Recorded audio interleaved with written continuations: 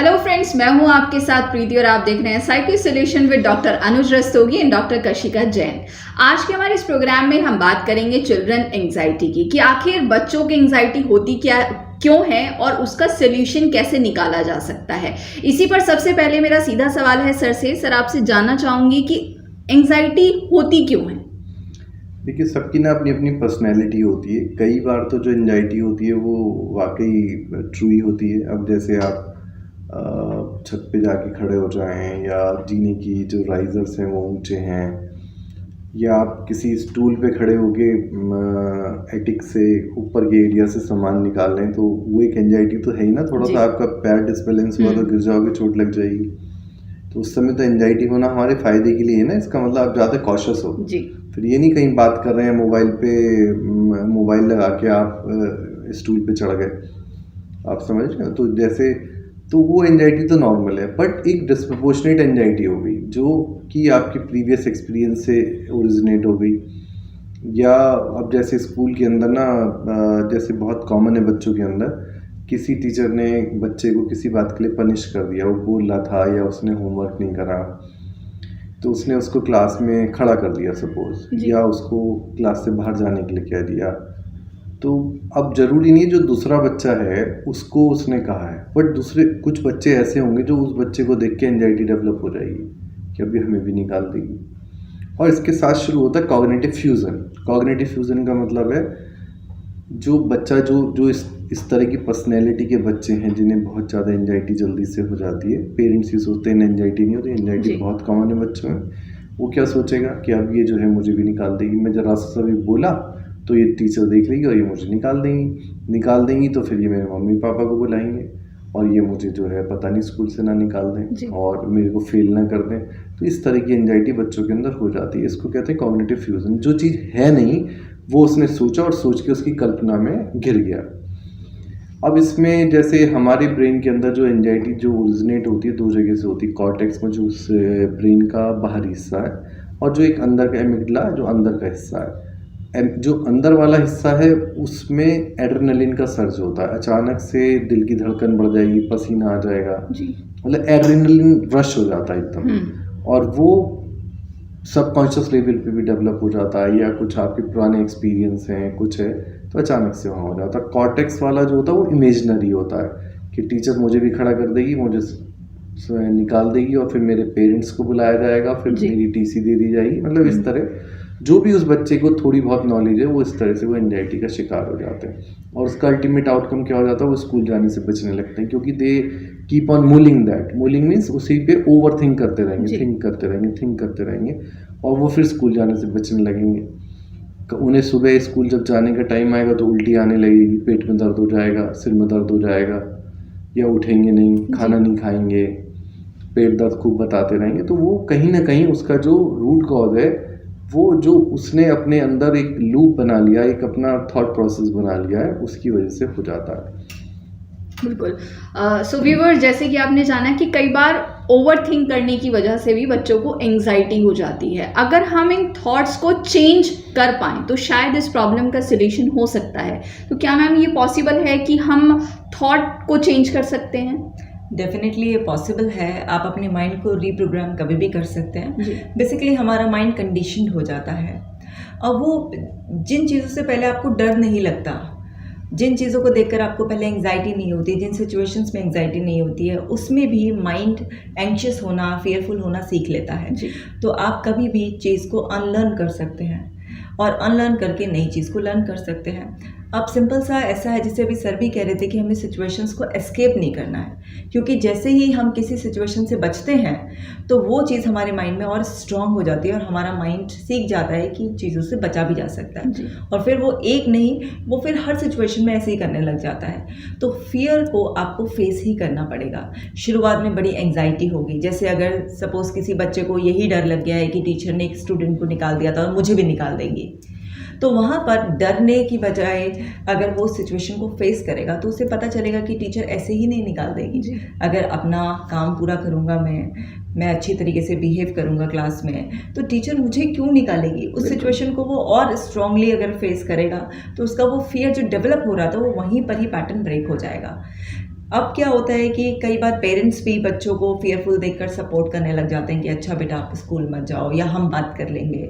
तो उससे क्या होता है, बच्चों को एक शय मिल जाती है और शय मिलने की वजह से उनका और गलत हो जाता है। पेरेंट्स बुरा नहीं करना चाहते बट अनजाने में उनका बुरा हो जाता है, या बच्चे भी खुद हैं बहाना बनाकर उस सिचुएशन को फेस नहीं करना चाहते। और बच्चे क्या, मैंने बहुत सारे बड़े भी देखे हैं ऐसे जो सिचुएशन को एस्केप करना शुरू कर देते हैं।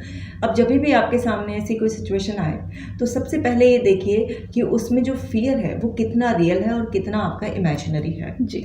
जैसे अगर सपोज कीजिए किसी इंसान को 20वीं मंजिल पर खड़ा होकर डर लग रहा है तो ये एक रियल फियर है, क्योंकि अगर वहाँ से अगर आपका पैर स्लिप हो गया और आप गिर गए तो आप बचेंगे नहीं, पॉसिबिलिटीज बहुत ज़्यादा है उसकी। जी। लेकिन अगर आपको सेकेंड फ्लोर पे खड़े होकर भी एंग्जाइटी हो रही है तो ये फियर कोई खास रियल फियर नहीं है, ये आपका पर्सनल फियर है। मे बी ये लर्न कोई पैटर्न हो कि हो सकता है आपने अपनी आंखों के सामने देखा हो कि कोई सेकंड फ्लोर से फिसल कर उसको बहुत चोट लग गई है, या आपने किसी मूवी में ऐसा कोई स्टंट देखा हो, या कहीं कोई स्टोरी में कुछ पढ़ा हो। तो ये जो फियर है वो रियल में उतना बड़ा नहीं है जितना आपको लग रहा है।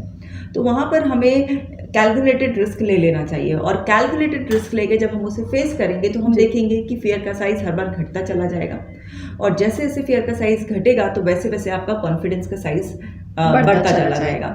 साथ ही साथ आपके थॉट्स बहुत पावरफुल होने चाहिए। जब आपके मन में ये चलेगा कि मैं ये फेस नहीं कर पाऊंगा, मैं नहीं कर सकता, ये बहुत मुश्किल है, दूसरे कर सकते हैं बट मैं नहीं कर सकता, तो आप अपने फियर को कभी भी फेस नहीं कर पाएंगे। जब आपके मन में इस तरीके के थॉट्स चलेंगे कि अगर कोई और इस सिचुएशन में कर सकता है तो मैं भी ट्राई कर सकता हूँ, और ट्राई करने से आपका धीरे धीरे कॉन्फिडेंस बिल्ड होना शुरू होगा, और आपके इंटरनल डायलॉग्स और कैलकुलेटेड रिस्क वाले एटीट्यूड से आप धीरे धीरे उस सिचुएशन में एकदम कंफर्टेबल हो जाएंगे। यहाँ पर बहुत सारे एजुकेटेड पेरेंट्स जो हैं वो जानते ही हैं कि पेवलॉव ने कंडीशनिंग का एग्जाम्पल दिया था, एक्सपेरिमेंट किया था उन्होंने डॉग और बेल का। तो मैं बहुत जल्दी से वो बताती हूँ ताकि पेरेंट्स को ना अपने बच्चों को रिकंडीशन करने में बहुत आसानी होगी।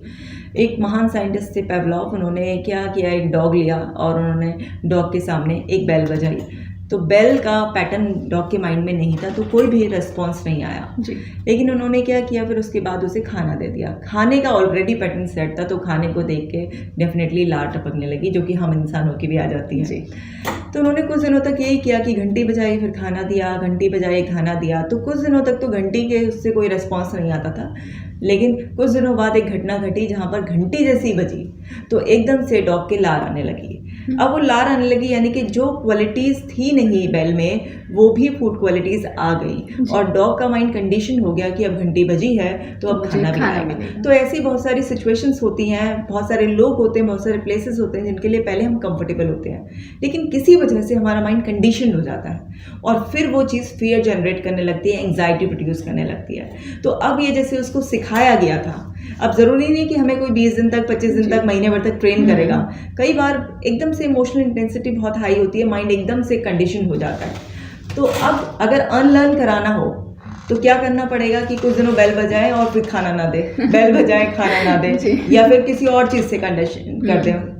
तो ऐसे ही हमें भी करना होता है कि जिस चीज़ से हमारी कंडीशनिंग हो गई है और हमें डर लग रहा है तो हम रेजिस्ट करें वहाँ पर, और रेजिस्ट करके उस एंग्जाइटी को बियर करें, एंड देन एक नए थॉट से उसकी कंडीशनिंग करें। बेबी स्टेप्स लेकर उससे अपनी रिकंडीशनिंग करें तो प्रॉब्लम सॉल्व हो जाएगी। जहाँ तक छोटे बच्चों की बात है, सबसे पहले तो identification of the problem is most important. जैसे मैं एक एग्जांपल बताता हूँ। एक पेरेंट्स ने मुझसे कहा कि उस स्कूल में मेरी कुछ जान पहचान थी कि जब से इसका सेक्शन चेंज हुआ है और तब से इसे बहुत प्रॉब्लम हो रही है और ये स्कूल नहीं जाना चाहता। जो पहली टीचर थी वो बहुत इसको पैम्पर करके रखती थी, ध्यान रखती थी, और जो दूसरी टीचर है वो एकदम सिस्टम में कमी ढूंढने लगते हैं। वो ये ढूंढने की जगह कि क्या रियल प्रॉब्लम होगी, वो सिस्टम में कमी ढूंढने लगते हैं। जब मैंने उस स्कूल के ऑनर से बात करी कि कुछ ऐसा है, मतलब देखिए ज़रा, ये बच्चा पहले आपके यहाँ जाने में खुश था और अभी बच्चा जाने में खुश नहीं है, तो वो वाकई उस टीचर से, पहली वाली टीचर से अटैच था। अब उस टीचर की शादी हो गई तो वो चली गई, नेचुरली उसका स्टेशन चेंज हो गया, अब दूसरी टीचर उस क्लास में आ गई। तो पेरेंट्स को ये बात तो उन्होंने डेप्थ से जानने की कोशिश नहीं करी, उन्होंने जो दूसरी टीचर थी उसको एलिगेशन करना शुरू कर दिया। आपने अच्छे से ट्रीट नहीं किया। हाँ, अच्छे से ट्रीट नहीं करा, और बाकायदा बड़े गुस्से में थे कि लड़ेंगे हम जाके, और हमारे बच्चे को ऐसे कह दिया, वैसे कह दिया। तो वो एक रियल प्रॉब्लम से भाग गए जी। तो हमारा मेन मकसद ये है, ट्रीटमेंट तो बात की बात है, सबसे पहले इन बातों को समझना है कि बच्चों को भी एंजाइटी होती है।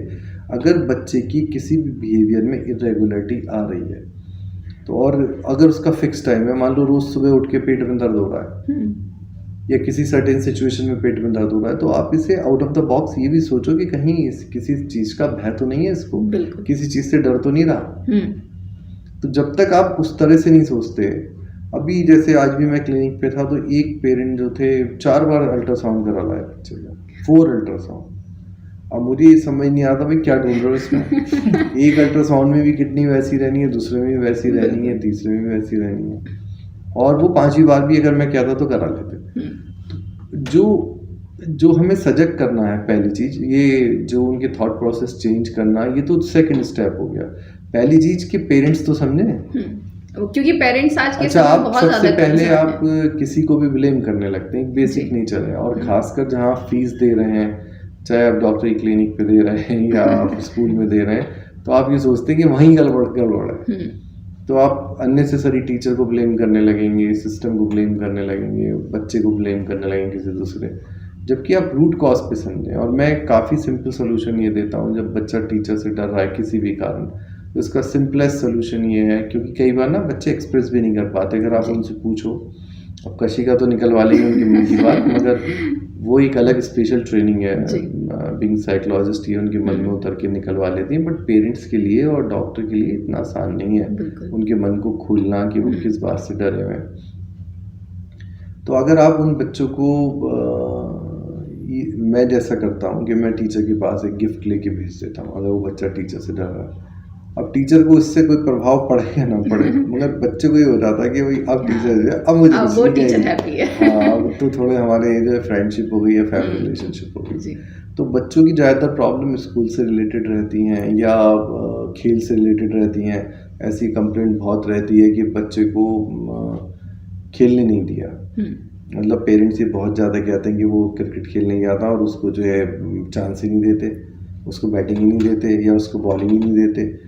वो रूट कॉज पे जाए बिना एकदम से दूसरे को ब्लेम करने लगते हैं और अपने बच्चे को बिल्कुल ठीक समझने लगते हैं, डिक्लेयर कर देते हैं कि मेरा बच्चा बिल्कुल सही है, उसने कोई मिस्टेक नहीं की है। और लोग उसके साथ जो है गड़बड़ कर रहे हैं। तो यहाँ वो उससे फिर आप प्रॉब्लम से भी और सॉल्यूशन से भी भटक जाते हैं। आप फिर वहाँ जाते हैं और बच्चों को बुरा भला कहते हैं या उनके पेरेंट्स से कहते हैं कि भाई ये इसको बैटिंग नहीं देता। आप उसकी कई सारे रीज़न होते हैं, जैसे बहुत सारे बच्चे आउटफील्ड में काम ही नहीं करना चाहते। अब एक बच्चा है जो गेंद, अब अगर आप गेंद खेलोगे, गेंद फेंकोगे और बल्ले से भी खेलोगे तो फील्डिंग भी तो करनी पड़ेगी। बहुत सारे बच्चे वो फील्डिंग करके तैयार नहीं है, वो गेंद नहीं उठाएंगे जी।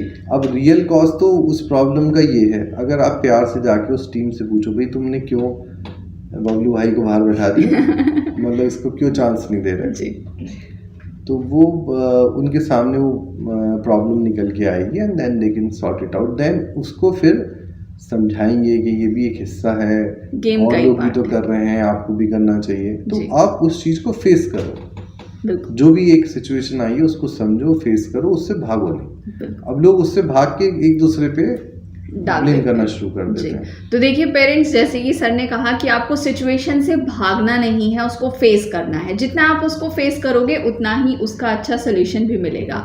देखिए चिल्ड्रन एंग्जाइटी आज के समय में बहुत बड़ा टॉपिक है, जिस पर बहुत सारी बातें आपको बताने के लिए भी हैं और बहुत सारी चीज़ें पेरेंट्स को भी समझनी होगी और बच्चों को भी समझनी होगी। ये जो एपिसोड है ये हमारा आगे भी कंटिन्यू रहेगा। लेकिन मैम लास्ट में आपसे क्वेश्चन पूछना चाहूँगी, जैसे सर ने भी बोला कि पेरेंट्स इस चीज़ को नहीं समझते हैं, तो पेरेंट्स के कुछ ऐसे सिम्टम्स बताएंगी आप कि उनको लगे कि यस वो गलती कर रहे हैं। देखिए पेरेंट्स ऐसा नहीं है कि वो अपने बच्चे को नहीं समझते हैं, पेरेंट्स से बेटर तो कोई नहीं समझता है। लेकिन पेरेंट्स आजकल ऐसे हुए हैं, घर में 1 या 2 बच्चे होने लगे हैं, तो वो उनको बहुत पैम्पर करके रखते हैं। तो उन्हें लगता है कि बच्चे का थोड़ा सा फेवर कर लिया जाएगा तो बच्चा खुश हो जाएगा। तो यहीं पर गलती है। जैसे सर बता रहे थे कि अगर रूट कॉज तक आप जाएंगे तभी आप बच्चे की कंडीशनिंग चेंज कर पाएंगे। तो मेरा सिंसियर एक रिक्वेस्ट है सभी पेरेंट्स से कि देखिए आप अपने बच्चों के दुश्मन बिल्कुल ना बने। जब भी आपका बच्चा किसी भी चीज़ के लिए एंग्शियस हो रहा है, उसके मन में डर बैठ रहा है, आप उसे टॉक थेरेपी दें, आप उसे अपने पास बिठाएं, अपना क्वालिटी टाइम दें और उसे स्टोरी सुनाकर कोई या फिर उससे ऐसे ही कुछ चिट चैट कर बातचीत कर क्वेश्चंस कर उससे उसके मन की बात निकलवाएं, उसको उसकी बॉडी में ही कि बेटा अगर आपको एंजाइटी होती है, आपको डर लग रहा है, तो आपको बॉडी के कौन से पार्ट में अनकंफर्टेबल फीलिंग्स हो रही है और इन फीलिंग्स का नेम क्या है जी। क्योंकि हर फीलिंग का बच्चा कोई ना कोई नेम देता है। जैसे छोटे बच्चे आते हैं, वो मुझे नहीं बता पाते, वो कहते हैं मैम पेट में ऐसा लग रहा है जैसे यहाँ से कुछ दर्द चल रहा है। सो बच्चा जिस भी तरीके से एक्सप्रेस करे, बच्चे को एक्सप्रेस करने दें और आप खुद ही पजल की पीस जोड़ें जी। जब आप ऐसे समझदारी से काम लेंगे तो आप अपने बच्चे को अच्छी तरह से समझ पाएंगे। आप बच्चे का अगर फेवर भी लेते हैं वो बहुत अच्छी बात है, सब अपने बच्चों को बहुत प्यार करते हैं, लेकिन अगर आप बिना रूट कॉज को समझे उसका फेवर लेते रहेंगे तो उसका माइंड ऐसे ही प्रोग्राम होता रहेगा कि भाई अगर मेरी भी गलती है तो कोई बात नहीं है, मम्मी जाएगी और टीचर को डांट देगी, कभी किसी और फ्रेंड को डांट देगी, तो वो क्या है मिक्सअप नहीं हो पाएगा अपने पीयर ग्रुप में और धीरे धीरे लोग उसे डिसलाइक करने लगेंगे और फिर वो आइसोलेटेड फील करेगा। तो ये एंग्जाइटी का पैटर्न बहुत स्ट्रांग हो जाएगा। तो पेरेंट्स को बस इतना करना है कि बचपन में ही बच्चे को ये स्ट्रांग मैसेज कन्वे करना है कि बेटा जो भी फीलिंग है, एंग्जाइटी एक जस्ट फीलिंग ही तो है और हर फीलिंग के पीछे एक कॉज होता है, चाहे वो आपकी थॉट हो या आपका कोई एक्शन हो। ये चीज़ बच्चे के मन में बचपन से डाल दीजिए, बच्चे को कोई भी परेशानी नहीं होगी। मैं एक लास्ट में एक लाइन ऐड करना चाहूँगा, जब भी आपके बच्चे को कोई प्रॉब्लम लगे और कोई माल एडजस्टमेंट की प्रॉब्लम लगे तो सबसे पहले सोचो कि कोई दूसरा क्यों उसके साथ माल एडजस्टमेंट करेगा, क्यों टीचर उसके पीछे पड़ेगी, क्यों कोई दूसरा बच्चा उसे परेशान करेगा।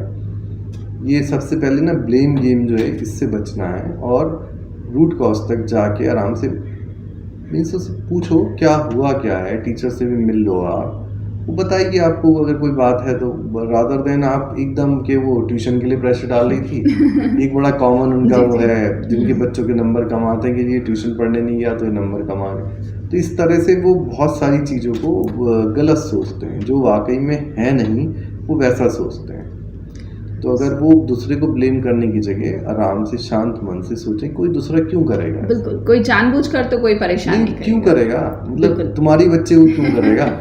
जी, वाई नॉट टू अदर, जहाँ इतने 40-40 50-50 बच्चे पढ़ रहे हैं वहाँ पे, तो आप ही के बच्चे को क्यों प्रॉब्लम हो रही है, तो you should find it out. और जब क्वालिफाइड डॉक्टर के पास आप जाते हो और वो आपसे कहता है कोई सीरियस बात नहीं है तो उस पर ट्रस्ट करना चाहिए जी। बट ज़्यादातर पेरेंट्स को क्या रहेगा, वो ढूंढते रहेंगे मतलब वो कि कुछ है, ये ऐसा नहीं है कुछ है जी। तो वहाँ जो वो उनकी जो एंजाइटी है, जो उनकी घबराहट है, वो समझ नहीं पाते। और जब डॉक्टर इस बात के लिए उन्हें बताना चाहते हैं या उस डायरेक्शन में ले जाते हैं या वो कहेंगे साइकोलॉजिस्ट से मिल लो, तो बहुत लोग बुरा भी मान जाते हैं। बिल्कुल, बट साइकोलॉजिस्ट से मिलना आज के समय में कोई बुरी बात मुझे नहीं लगता कि है, क्योंकि आज के समय में हमारे पास इतनी सारी चीज़ें होती हैं, चाहे वो छोटे बच्चे उनके ऊपर भी टेंशन्स हैं, जो बड़े हैं उनके ऊपर भी टेंशन है। तो ये सिर्फ आपको एक हैप्पी लाइफ जीना सिखाते हैं, आपकी प्रॉब्लम का सलूशन करते हैं। जैसे कि डॉक्टर्स ने भी आपकी प्रॉब्लम का बहुत सारा सलूशन किया होगा कि आप अपने बच्चों को कैसे समझा सकते हैं और कैसे एंग्जाइटी से दूर रख सकते हैं। Thank you so much sir, thank you so much ma'am. Parents, अगर आपके कोई भी सवाल हैं तो आप हमें ज़रूर लिखकर भेजिएगा, हम उसका जवाब आपको ज़रूर देंगे और हमारा ये टॉपिक अभी कंटिन्यू रहेगा। नेक्स्ट एपिसोड में हम फिर से मिलेंगे और बात करेंगे कुछ और सॉल्यूशंस की। Bye bye.